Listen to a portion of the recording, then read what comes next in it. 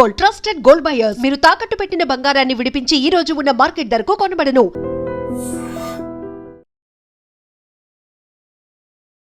మీ విషయంలో ఇంకొక మూమెంట్ అనేది కూడా మన ప్రేక్షకులకు అందించింది ఏంటంటే, 'అఖండ' మూవీలో మీరు మనలో అంటే అక్కడ బాలకృష్ణ గారిని ఎలివేట్ చేసి ఆ డైలాగ్ ఒకటుంటది అవును. సార్. దాని తర్వాత వచ్చే షాట్ ఒకటుంటది సార్. లిటరల్లీ థియేటర్స్ అన్నీ ఎరప్ట్ అయిపోయాయి. ఆ కైండ్ ఆఫ్ మూమెంట్ అనమాట. మీరు ఆ వాయిస్‌తో మీరు చెప్పడం గాని అమ్మా! మేము పలికితే భూతాలే పలుకుతాయి. అదే యాహ్! Exactly sir. నేను పలికితే భూతాలే పలుకుతాయి. ఆయన పలికితే భూతనాథుడే కదులుతాడు అంటారు. తర్వాత ఇంకొకటి కూడా ఉంటది సార్. అంటే మనోళ్ళలో ఉండేది ఇప్పుడు ఆహ్, మనిషి కాదు శివుడు అనే ఆ! అవునవును. అవును. నాకు కరెక్ట్ రావట్లేదు. ఇప్పుడు చాలా రోజులు అయిపోయింది కదా! 4 యాహ్! ఏళ్ళు అయిపోయింది. 2 కూడా ఎలా ఉండబోతుంది సార్ 'అఖండ 2'? అంతే 1 కంటే ఎక్స్ట్రార్డినరీగా ఉంటుంది 2. ఎందుకంటే బేసికల్లీ 'కాంతార' వస్తుంది. యాహ్! మనకి తెలియకుండా చిన్న వైబ్రేషన్ వస్తున్నాయి. 'అఖండ 2' అనే ఒక వైబ్రేషన్ వస్తుంది. ఏంటంటే ఆల్రెడీ 1లో అంత విషయం ఉండడం వల్ల ఆల్రెడీ చేసిన వాళ్ళు 2 చేస్తున్నారు. అదే చేసిన వాళ్ళు 2 చేస్తున్నారు కాబట్టి ఇంకెంత జాగ్రత్తగా అది బోయపాటి గారు. యాహ్! చెప్పాలా? చాలా జాగ్రత్త. అది వాళ్ళిద్దరి కాంబినేషన్. బాలన్నయ్యదిను బోయపాటి గారిది. ఇంకా అసలు అది పూనకమే థియేటర్‌లో. చూసుకోండి అంతే. ఈసారి దసరాకి మొత్తం ఆ! బావుంటాయి. అంటే 1980స్‌లో ఆ టైంలో 'ఖైదీ' సినిమా చూసేటప్పుడు మీకొచ్చిన ఆ ఫీలు, ఇప్పుడు మళ్ళీ 'విశ్వంబరా'లో చిరంజీవి గారితో చేస్తున్నారు. ఎలా అనిపిస్తుంది సార్? ఆ! అన్నయ్యతో నేను కెమెరా అసిస్టెంట్‌గా చేశాను. హ్మ్. 'ఆజ్కా గుండారాజ్' అంతా నేను కెమెరా అసిస్టెంట్‌ని అన్నయ్యతో. ఓకే. ఆ! ఏ మూవీకి సార్? 'ఆజ్కా గుండారాజ్' అని మన Hindi. 'Gentleman' Hindi. Okay. 'Gentleman' Hindi. హుహు. 'Aaj Ka Goondaraj' Gang Leader Hindi. Sorry Gang Leader. Gang లీడరే. Gang Leader. ఓకే. ఎన్ఎన్‌సిపి డైరెక్షన్‌లో. హుహు. అంతేనా? అంతే. ఎన్ఎన్‌సిపి గారి డైరెక్షన్‌లో జరిగిందంటే 'తేజ' హ్మ్. తీశారు కదా! ఆయన డైరెక్షన్‌లో 'పిఎస్ ప్రకాష్' గారి కెమెరా. ఓకే. నేను ఆపరేటర్‌గా చేశాను ఆ సినిమాకి. అగా ఇంకా అంతకు ముందు కూడా పరిచయాలున్నాయి. ఇంట్లో మాకు అన్నయ్య ఫ్యామిలీతో గాని బాగా. అ అలా, అలా, అలా, అలా, అలా, అలా కొంచెం ఏమైపోయిందంటే మధ్యలో ఇండస్ట్రీలోకి వచ్చిందని డైరెక్టర్ అవ్వడం. ఇంకా అలా, అలా కలిసి బాగా ఉండింది. కానీ నేనెప్పుడు అన్నయ్యతో టు బీ ఫ్రాంక్ విత్ అన్నయ్యతో నేను యాక్ట్ చేస్తాను. ఎందుకు నేను యాక్టర్‌గా చెప్పలేదు. ఎప్పుడైనా డైరెక్ట్ చేస్తానేమో అనే ఒక ఫీలింగ్ ఉండేది తప్ప, ఆ! యాక్టింగ్ అన్నది నేను నిజంగా ఊహించింది అన్నయ్యతో అంటే అన్నయ్యతో చేస్తే చాలురా అని ఆర్టిస్టులు ఒక 100 మంది దాకా నేను చూసుంటా నా లైఫ్‌లో. వేషం ఏది నేను చెప్పేది తర్వాత లైమ్ లైట్‌కొచ్చిన ఆర్టిస్టులే. యాహ్! సార్. లైమ్ లైట్‌లో ఉన్నప్పుడే చెప్పిన మాటలివి. ఈ సినిమాలో ఒక్క వేషం పడితే భలే ఉంటది చిన్నదైనా. అలాగూ సడెన్‌గా నాకు మన వశిష్ఠ్ ఫోన్ చేసి ఇలాగ గురూజీ వేషం ఇది గురూజీని పిలుస్తున్నాను. వేషం ఇది అన్నాడు. ఏంటండి నాకప్పటికి ఆ హీరో చెప్పట్లే. ఎవరు మెగాస్టార్. ఫస్టే ఐ వాస్ ఆ! థ్రిల్డ్ అనుకున్నా. కట్ చేస్తే అన్నయ్య ఎంట్రీ, నా ఎంట్రీ ఒకేసారి. లొకేషన్‌లో ఇది షెడ్యూల్ గూడా. ఆ! బిగినింగే. సినిమా బిగినింగ్ మాతోనే స్టార్ట్ అయింది. ఓకే. వెళ్తే అక్కడ చూస్తే మా ఇద్దరికే మొత్తం జరుగుతోంది వర్కు. హ్మ్. I felt very happy. అన్నయ్య అయితే అల్టిమేట్ అండర్‌స్టాండింగ్ గాని స్పాట్‌లో ఎక్కడ ఇంత ప్రెషర్ ఫీల్ అవ్వం. అన్నయ్య దగ్గర రజనీకాంత్ గారి దగ్గర కూడా అంతే. రజనీ సార్ దగ్గర కూడా. ఇంత కూడా అసలు ఏంటో మనమే కొంచెం ఎక్కువ చేస్తున్న ఫీలింగ్ ఉంటుంది ఎండ్ ఆఫ్ ది డే నాకు. మనం కొంచెం ఎక్కువ చేసినట్టున్నాయి వాళ్ళ స్పాట్‌లో అని. ఎందుకంటే అలా ఉంటారు ఆయన. ఓకే. అన్నయ్య కూడా అంతే. బాలన్నయ్య కూడా అంతే. అస్సలు మాకు 'హరిహర వీరమల్లు' కూడా పవన్ కళ్యాణ్ గారితో అంతే. కాకపోతే మొన్న చేసిన షెడ్యూల్‌లో పాపం ఆయనకి ఎక్కడ టైం ఉండేది టైం పాపం. లేదు. అక్కడ కూడా టు బీ ఫ్రాంక్ అండి స్పాట్‌గా ఆయన ఎంటర్ అయ్యేంత వరకే మేము డిప్యూటీ సీఎంలా చూసామని ఆయన్ని. హ్మ్. అంటే ఆ హోదా గాని, యాహ్! ఇది గాని ఎందుకు ఉంటుంది కదా! It's protocol. అంత పోలీసులు, గీలీసులు, జనం, గినం, కార్స్, పీఎస్‌లు, గీఎస్‌లు అందరూ వచ్చేవారు. ఇది బయట ఎందుకు మేము క్యానవాన్ దగ్గర ఉంటాం కదా! హ్మ్. ఆర్టిస్టులుగా. మిగతాందరూ లోపల ఉంటారు షూటింగ్ స్పాట్‌లో. మేము క్యానవాన్ దగ్గర ఉంటాం. వచ్చినప్పుడు మేము ఉంటాం ఆయన వస్తున్నప్పుడు చూస్తాం కదా! క్యానవాన్ నుంచి అదే ఆయన రెడీ అయిపోయి క్యారవన్ దూరంగా ఉంటుంది, వెళ్ళిపోయి క్యారవన్ రెడీ అయిపోయి వీళ్ళందరూ ఇట్టుంటారు పోలీసులు అందరూ, ఆయన కొంచెం క్యారవన్ అక్కడ వరకు వెళ్ళిపోయి అట్నుంచి ఆయన లోపలికి వచ్చేయచ్చు. ఆయన లోపలికి వచ్చినా మేము వెళ్ళిపోయేవాళ్ళం. వన్స్ పవన్ కళ్యాణ్ గారు ఎంటర్ అవ్వడము మాకింత కూడా ఇప్పుడు ఈవెంట్లు జరుగుతాయి కదా, అస్సలు అలాంటివి ఏమీ లేదండి. ఓకే. నాట్ ఓన్లీ యాక్టర్స్ మా వరకు రారు, ఎందుకంటే మేము మేకప్లు గీపులు ఉండవు.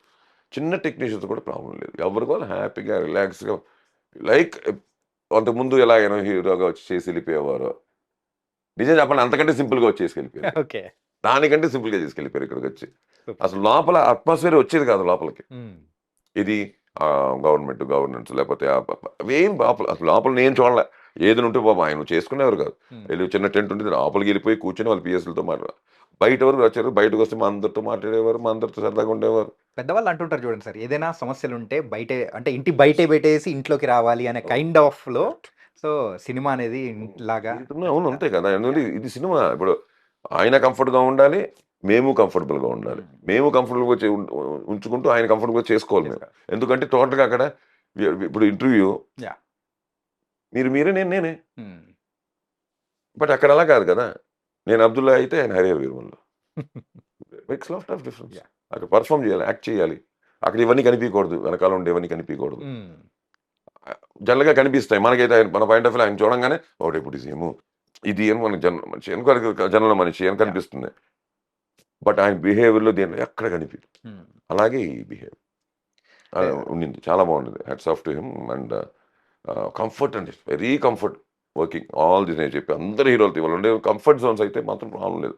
అందరూ చిన్న పెద్ద అని కాదు, బట్ వాళ్ళైతే ఇంకా టూ మచ్. పెద్దవాళ్ళు అయితే మరి చిన్నవాళ్ళు కూడా చాలా క్లోజ్గా, ఎందుకంటే అందరు everybody knows me personally as a director, as a senior industry man. ఇంకోస్ అందరూ బాగానే ఉంటారు. అంటే మీరు ఇప్పుడు చేస్తున్న మూవీస్ అనేది కూడా అన్ని భారీ బడ్జెట్ మూవీస్. అందులో ఈ మంత్లో రిలీజ్ అవుతున్న కూలీ మూవీ, అందులో కూడా క్యారెక్టర్ చేసినట్టున్నారా? అవును. సో ఎలా ఉండబోతుందన్న లోకి గారి మ్యాజిక్? అంటే ఎలా చెప్పాలి అంటే, ఒక ఫుల్ ఫామ్లో ఉండే ఒక అగ్రెసివ్ బ్యాట్స్మెన్ ఫామ్లో ఉన్నప్పుడు ఎలా మనందరి కళ్ళు ఉంటుందో, ప్రస్తుతానికి యాజ్ ఇట్ ఈస్ లోకి గారి మీద, లోకేష్ కనగరాజు గారి మీద కూడా అందరూ మొత్తం ఇండియన్ ప్రపంచ సినిమా వ్యూవర్స్ అందరూ చూస్తున్నారు. ఎందుకంటే ఈజ్ ఆల్సో ప్యారల్లీ బాక్స్ ఆఫీస్ని దద్దరిల్లిస్తూ వస్తున్నాడు ఒకవైపు. ప్రతి film from his particular language and even pan. దీనికి వచ్చేసరికి ఇట్స్ యాజ్ శివ యాంకరింగ్ చేస్తూ చెప్పినట్టు మొన్న దీంట్లో ఆడియో లాంచ్లో పాన్ ఇండియా కనిపిస్తోంది అన్నాడు.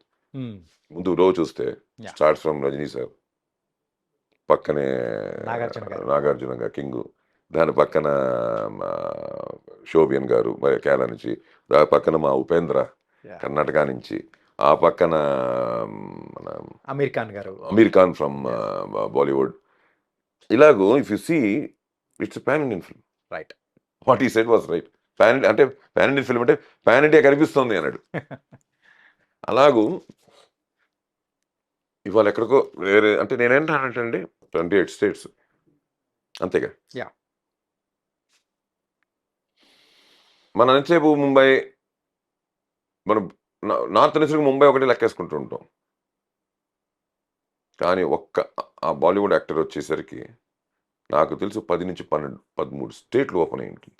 బికాస్ ఆఫ్ ఆ లోకల్ ఫీల్, ఆ లోకల్ యాక్టర్.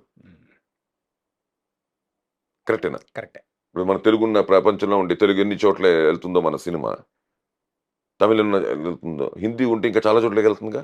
సో కంట్రీస్ పెరుగుతాయి. కంట్రీస్లో ఆల్రెడీ తెలుగు అయితే ఒక థియేటర్ అయితే, హిందీ అయితే 4 థియేటర్లు రిలీజ్ అవుతాయి ఆ కంట్రీలో. సో ఇలాగూ ఇట్స్ గెటింగ్ ఎక్స్పాండ్. దానికి బేస్ ఎంత స్ట్రాంగ్గా పడాలి, ఎంత స్ట్రాంగ్గా ఉండాలి, అంత ఎక్స్పాండ్ అవుతున్నప్పుడు ఆ బేసే లోకేష్ కనగరాజు. ఓకే.